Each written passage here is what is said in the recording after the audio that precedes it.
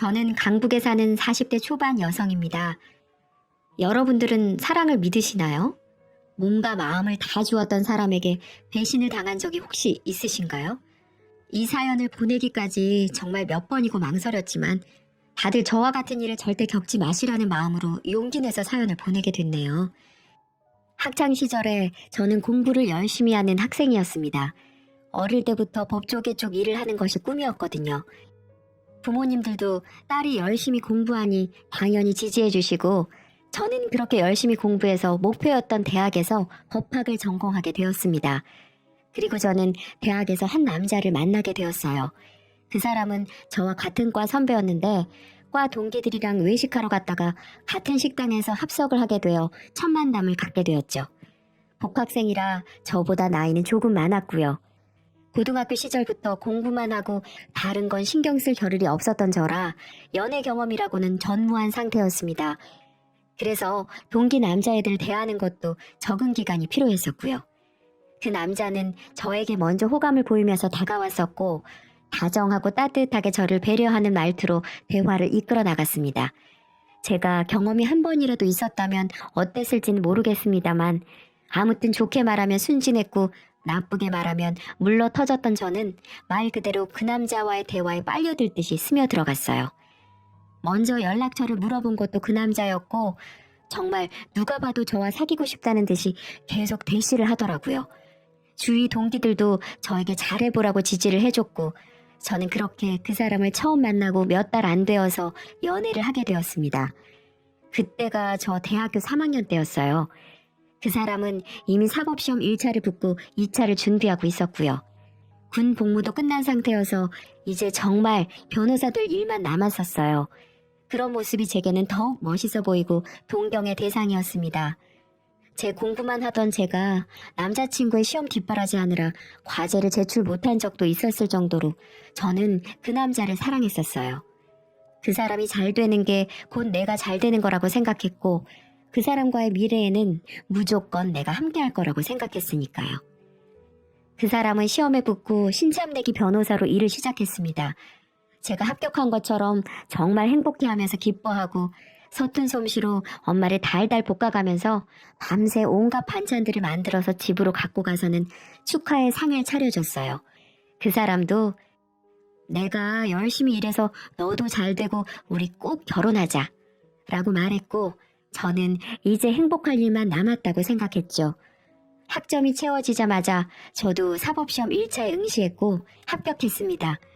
2차는 훨씬 더 어렵다는 걸 잘 알고 있었지만 그래도 저는 열심히 할 자신이 있었고 그럴 예정이었습니다.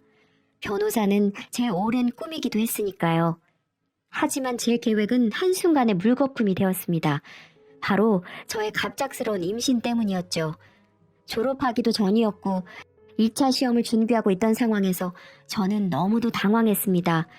한편으로는 사랑하는 그 사람과의 사이에서 생긴 낙이라는 생각으로 기쁘기도 했지만 마냥 행복할 수 없는 상황이었어요. 임신 4주라는 이야기를 들었을 때 감정이 아직도 생각이 나네요. 그런데 그 사람은 너무도 자연스럽게 우리 그럼 결혼해야겠네 라고 일을 진행시키더군요. 물론 처음에 임신 소식을 알렸을 때는 당황하긴 했지만 바로 기뻐하는 기색을 드러냈고 난 어차피 너랑 결혼할 생각이었는데 우리 아기까지 가져줘서 너무 고마워 라면서 임신 소식을 반가워하더군요. 1년이 넘게 만나는 사람이 있다는 건 아셨는데 정식으로 부모님께 소개는 처음이었습니다.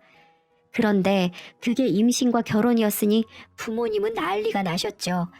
당연한 반응이라고 예상은 했었어요. 아빠는 아무리 변호사라지만 이제 갓 된 건데 어떻게 책임지려고 그러나?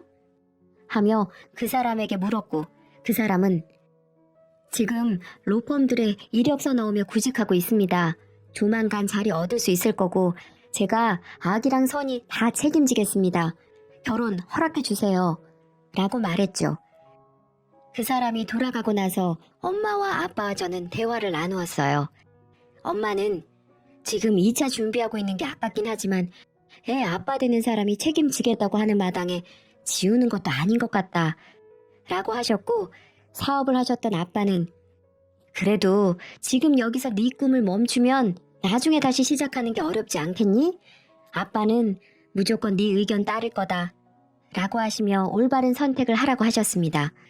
저는 제 꿈을 굉장히 소중하게 생각하고 있었는데 그때 철없던 저는 제 실질적인 첫사랑이나 다름없던 그 사람을 정말 사랑하고 있었나 봐요. 아니, 앞으로 보고 뒤로 봐도 미친 듯이 사랑하고 있었죠. 아빠의 말에 바로 그 남자와 결혼하고 아기나 잘 키우겠다고 했으니까요. 저희 쪽에 허락을 받자마자 바로 그 남자의 집에도 인사를 하러 갔습니다. 아버지께서는 지병으로 일찍 돌아가시고 어머님만 만나 뵙게 되었어요. 사실 처음부터 저를 보시는 시선이 곱진 않다는 걸 느끼기는 했습니다. 이제 시작이지만 어쨌든 자기 아들은 변호사 이름 달고 있는데 저는 이제 1차 붙은 학생에 불과했으니까요. 어쨌든 애를 가졌다니까 태교에 집중해야겠네. 그럼 결혼식도 무리겠다. 식은 나중에 애 낳고 천천히 올리던가 하고 일단은 신고만 해. 그리고 지금 우리도 결혼 자금을 대줄 여유가 없으니까 당분간 우리 아들 로펌 들어갈 때까진 집에 들어와서 살아야겠다. 제 얼굴은 제대로 보지도 않으시고 어쩔 수 없이 일처리하는 듯한 모습으로 앞으로의 일을 술술 얘기하시는 어머님 앞에서 저는 그저 잘 보여야겠다는 생각뿐이었어요.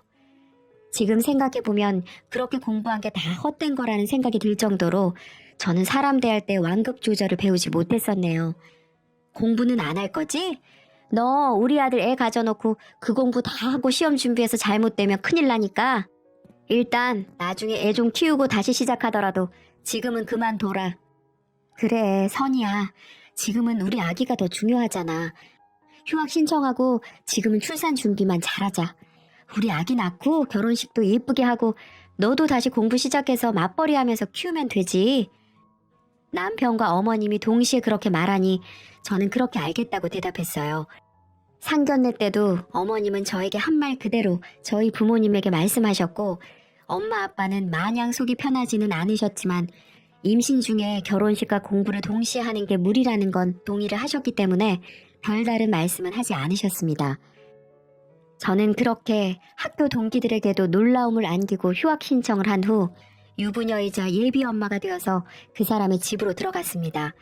이젠 남편이 된 그 사람과 시어머니와 함께 살게 되었죠. 처음에 들어가자마자 어머님은 저를 가만두지 않으셨어요.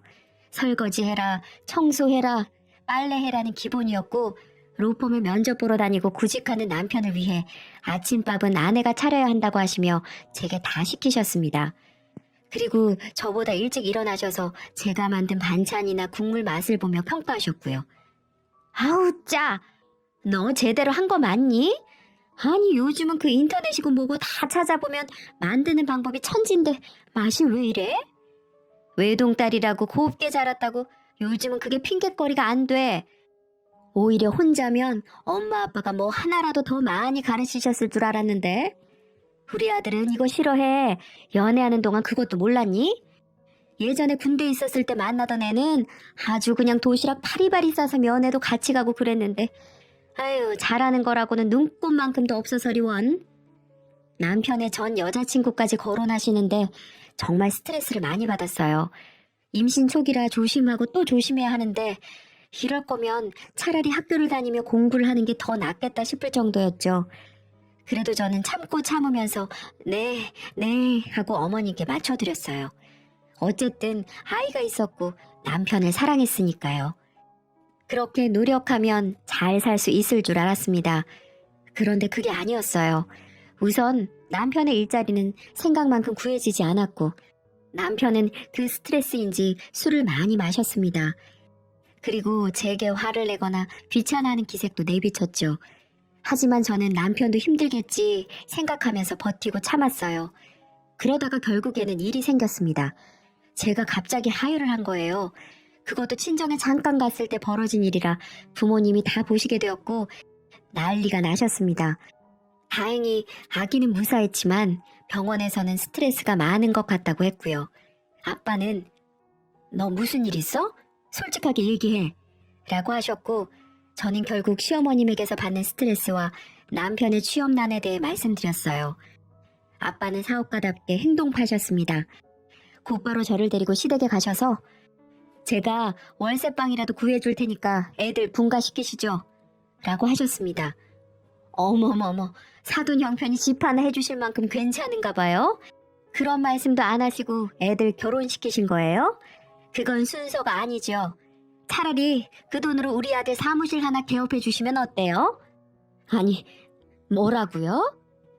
아니, 그냥 이렇게 취직도 안 되는 거 어차피 얘도 변호사인데 그냥 자기 이름 달고 하면 마음 편하고 좋잖아요. 아빠는 처음에는 내키지 않는 눈치셨습니다. 하지만 저는 솔깃했어요. 남편의 취업을 마냥 기다리며 그 스트레스를 받아내기에는 너무도 지쳐 있었거든요. 그래서 제가 아빠를 설득했습니다. 차라리 그게 낫지 않겠냐고요.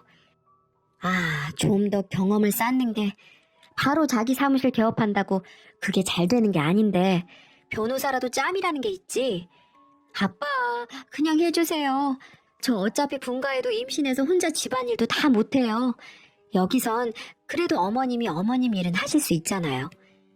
아빠는 제 설득에 결국 남편을 부르셨습니다.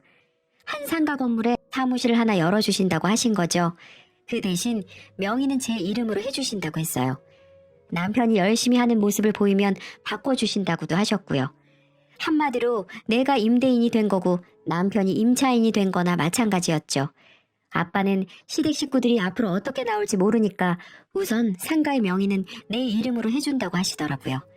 남편은 그것도 감사했던지 고개를 넙죽넙죽 숙이며 장인어른 감사합니다.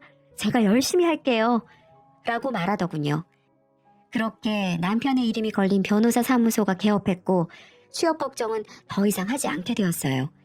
시어머님도 사돈이 그렇게 돈을 써서 아들 일자리를 만들어줘서인지 전보다는 저를 유하게 대하시더라고요. 그것만으로도 좋았습니다. 저는 태교하고 집안일 하느라 남편의 일은 신경을 쓸 겨를이 없었어요. 그냥 어쩌다 물어보면 잘 된다고 대답했고 표정도 좋아 보여서 잘 되나 보다 생각했었죠. 그렇게 2달이 조금 넘고 임신 5개월에 접어들었을 때 저는 남편의 사무실을 찾아가게 되었어요. 남편이 출근하고 나서 서류를 하나 발견했는데 오늘 날짜가 적혀 있어서 가져다 줘야겠다 생각했거든요. 지금도 가끔 생각해요. 그날 가지 않았으면 내 미래가 조금이라도 괜찮아졌을까 싶은 생각 말이죠. 아직도 기억이 납니다. 남편의 이름이 적힌 사무실 문을 뿌듯한 마음으로 연 순간 소파 위에서 다른 여자와 누워 키스하고 있던 그 남편의 모습이요.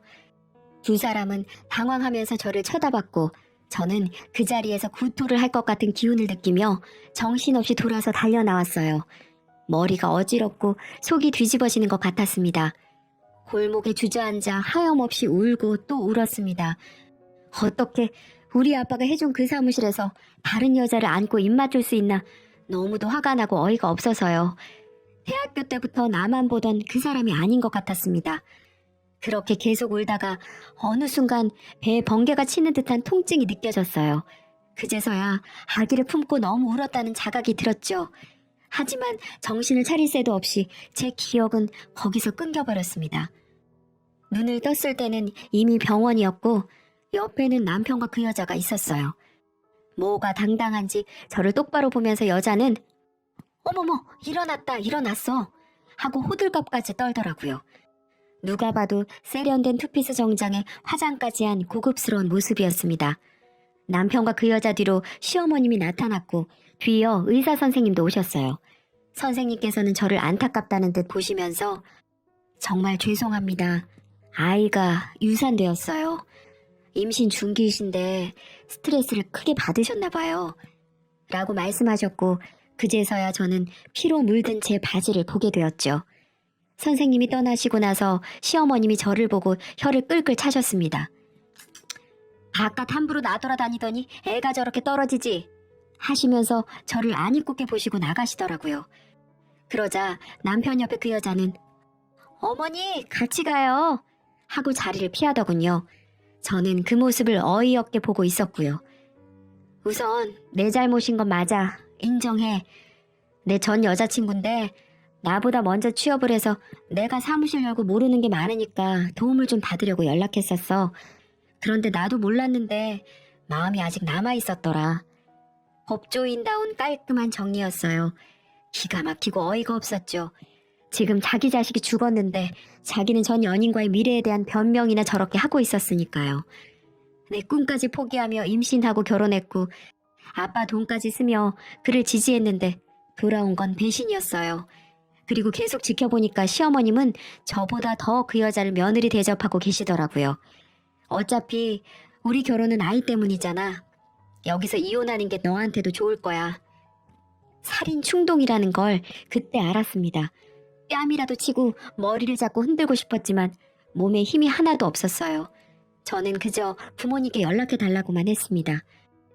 남편은 순순히 부모님께 연락해 주었고 일의 경위를 설명했어요.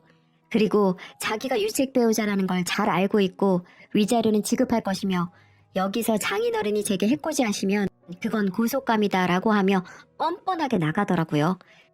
뭐 사실 이 결혼이 아이 없으면 이루어졌겠어요? 이제라도 각자 제 짝 찾아가는 거지. 엄마는 시어머님의 그 말을 듣고 당장이라도 머리채를 잡으려고 하셨는데 옆에 있던 남자 간호사가 말려서 그러시지 못했어요. 그저 저를 안고 우셨죠. 저는 부모님의 얼굴을 볼 수가 없었어요. 천하제일의 불효녀가 된 기분이었으니까요. 아빠는 퇴원하는 저를 데리고 나가 가까운 대형 마트에서 가장 큰 캐리어를 사셨어요. 그리고 시댁으로 가셔서 제 짐을 싹 다 챙겨서 저를 집으로 데려오셨죠. 그리고 걱정 말고 몸부터 회복하자. 이혼 그거 별거 아니야. 네가 세상에 부끄러운 것 없이 살면 그걸로 너는 떳떳하게 살 수 있어. 언젠가 저들이 벌 받을 거다. 라고 하셨죠. 그리고 저는 그날 밤 혼자 술을 드시며 엄마 앞에서 우시는 아빠를 보고는 피눈물을 삼켰습니다. 그 후로 아빠는 변호사를 알아보시며 누워있는 저 대신 모든 소송을 진행하셨고요. 저는 그런 아빠를 보며 내가 얼른 기운을 차려야지 하고 생각했어요. 그런데 슬픈 일은 한꺼번에 오는 것인지 아빠가 한 달이 조금 안 되어 돌아가셨습니다. 갑작스러운 심장마비였어요. 평소에도 지병이 있으시긴 했는데 그렇게 갑자기 돌아가시니 죽고만 싶은 심정이었습니다. 병원에서 심장마비는 누구에게나 갑자기 올 수 있는 거라고 했지만 저는 마치 저 때문에 마음고생하셔서 그런 거라는 죄책감을 지울 수가 없었어요. 장례식장 지키고 발이 날 때까지 그래서 몇 번이나 울다가 탈진했는지 모릅니다. 아빠가 돌아가시자 전 남편은 저를 이때다 싶어 몰아붙였습니다. 다행히 아빠가 구해놓으신 변호사님과 함께 소송을 이어나가서 위자료를 몇 천만 원 받고 승소하긴 했지만 저는 너무나도 지쳐버렸어요. 한동안 집에서 엄마랑 있으면서 몸을 회복하고 마음의 상처도 치유했습니다. 꿈에서 아기가 나와 울면 수면제도 듣지 않았고 엄마랑 그렇게 둘이 껴안고 울기 일쑤였어요. 그리고 전 남편과 전 시모, 상간녀를 많이 원망했죠. 아빠도 미친 듯이 보고 싶었고요. 제가 정신을 차리게 된 건 반년 후 들려온 전 남편과 그 여자의 재혼 소식 때문이었습니다. 난감한 얼굴로 제게 소식을 전해주던 가장 친한 동기의 얼굴이 아직도 기억나네요. 동기도 물론 전 남편의 욕을 엄청 했죠. 그런데 제게는 그게 정신을 차리게 되는 계기가 되었어요. 놓았던 공부가 생각나고 그 여자의 세련된 모습이 겹쳐지니까 저 모습이 내 진짜 미래였다는 생각이 들었거든요. 엄마에게 복학의 의지를 말씀드렸습니다. 당연히 지지해 주셨고 저는 잠을 2시간씩 자며 공부했어요. 정말 고3 때도 없었던 코피까지 흘리면서요. 전 남편의 소식은 알려고 하지도 않았습니다. 복학하니까 친구들은 이미 다 졸업해서 제 이야기를 할 사람이 없는 건 좋더라고요. 저는 졸업 후에 2차 시험까지 합격해 변호사가 되었습니다. 이혼 후 2년이 다 돼가던 시점이었죠. 그날 엄마랑 고급 호텔 가서 외식하면서 엉엉 울었어요. 아빠 납골당도 찾아가고요. 운이 좋은 건지 저는 지금까지 일하고 있는 작은 로펌에 금방 취직했습니다. 신참대기 변호사로 자잘한 사건들부터 맡게 되었죠. 그리고 그때 선배였던 현재의 남편을 만났어요. 처음에는 서류 정리부터 시작해서 사건 분석 파일에 의뢰인 상담까지 다 깐깐하게 검사하는 그 사람이 너무 얄밉기도 했어요. 그런데 저한테 쓴소리를 한 날 퇴근 시간이 되면 꼭 책상 위에 커피나 쿠키가 놓여 있었죠. 수고했어요. 점점 더 잘할 거예요. 라는 짤막한 쪽지와 함께 말이죠. 제가 처음으로 승소를 이끌어낸 건 남편의 외도로 이혼 소송을 낸 아기 엄마였습니다. 제가 공감이 가서 그런지 정말 밤새 가면서 조사하고 준비했고 결국 원하던 액수의 위자료로 승소했어요. 그리고 그날 저는 현재 남편에게 고백을 받았습니다. 알고 봤더니 제가 뭔가 하나를 해내고 자신감을 얻을 때까지 기다려주고 싶었대요. 하지만 저는 마음을 쉽게 열 수 없었어요. 바로 과거 때문이었죠.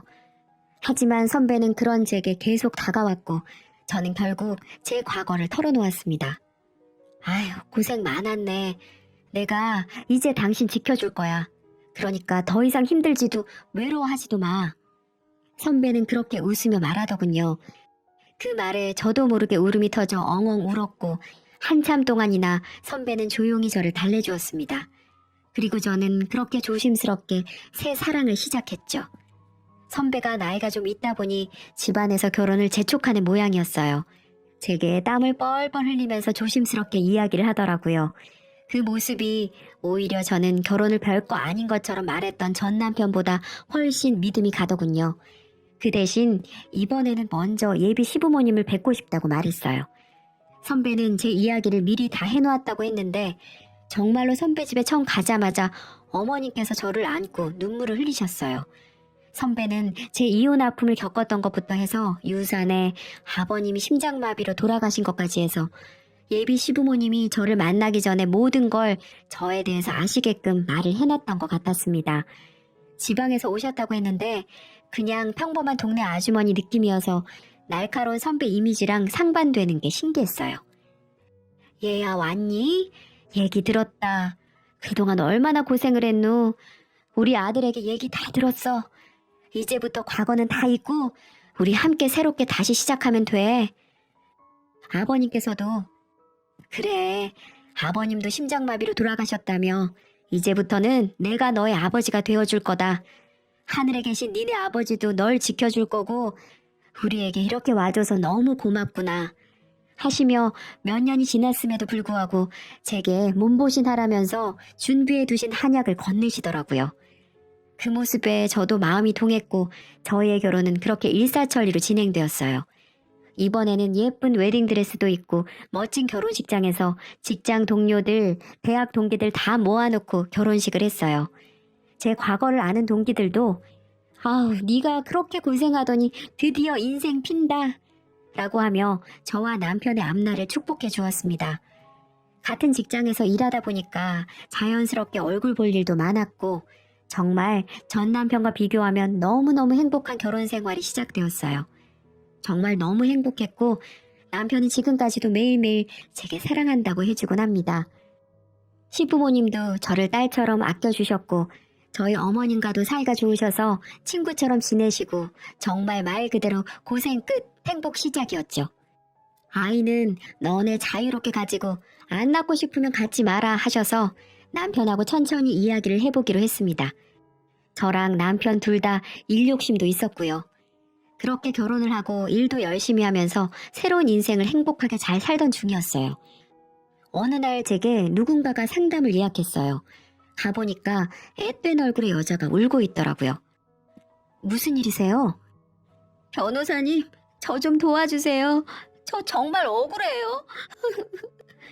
서럽게 우는 여학생을 달래고 이야기를 해보라고 했습니다.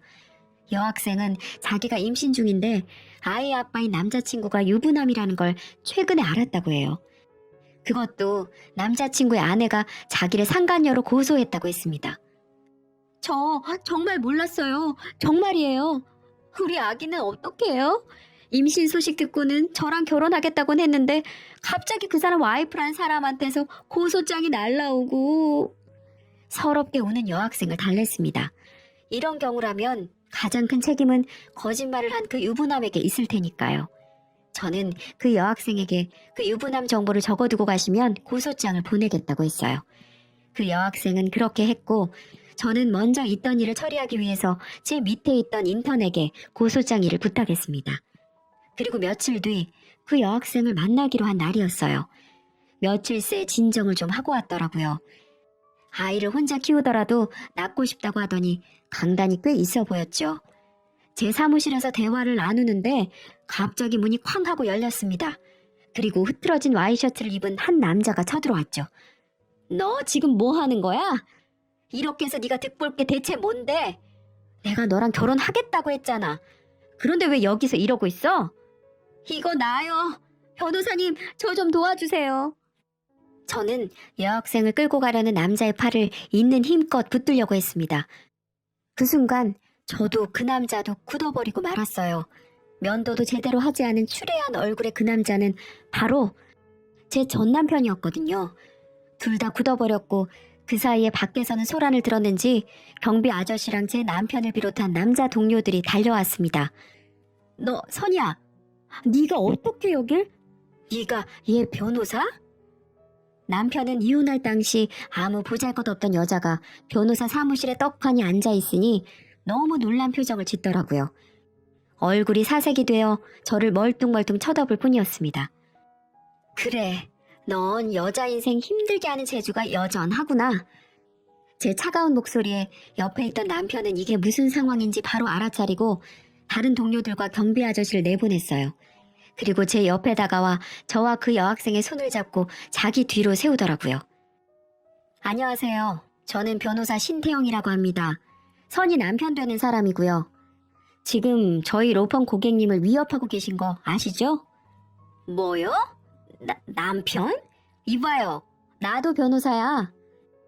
지금 그건 변호사로서의 태도가 아닌 것 같습니다만. 경찰 부를까요? 전 남편은 안절부절 못하더니 여학생에게 뭐라 웅얼거리더니 나가버렸어요. 저는 한숨을 푸 내쉬고 여학생에게 이 기가 막힌 상황을 설명해 주었죠. 차라리 잘 됐어요. 내가 법정에서 증언해 줄게요. 저 사람이 나한테 과거에 어떤 인간이었는지, 그럼 판사님도 학생이 꽃뱀이 아니라는 거에 확신이 생기시겠죠. 그러셔도 괜찮을까요? 변호사님의 아픈 기억을. 제 아기는 죽었지만 학생의 아기는 아직 살 수 있으니까요. 그렇게 저는 그 사건을 그대로 진행하기로 했습니다. 제가 중심적으로 밀고 간 건 혼인빙자와 양육비였어요. 여자 인생을 송두리째 망가뜨린 그런 인간은 어떻게든 죄를 주기 위해 더 신경 쓰고 뭐 하나 빠진 게 없는지 신경을 썼습니다. 그렇게 시간이 흐르고 전 남편은 결국 향후 양육비를 지급해야 한다는 판결을 받았고 혼인 사기가 인정되어 형사처벌을 받을 수밖에 없었어요. 변호사 자격도 1년 정지가 됐고요. 동시에 부인에게도 위자료를 지급해야 했죠. 부인이 대형 로펌에서 변호사를 위임해 들어보니 어마어마한 위자료를 물게 생겼다고 했습니다. 한번 변호사 사무실에 오랜만에 전 시모도 찾아왔더군요. 저를 보고 토끼 눈을 하더니 달려와서는 그래도 몸 썩고 같이 살았는데 한 번만 도와줘.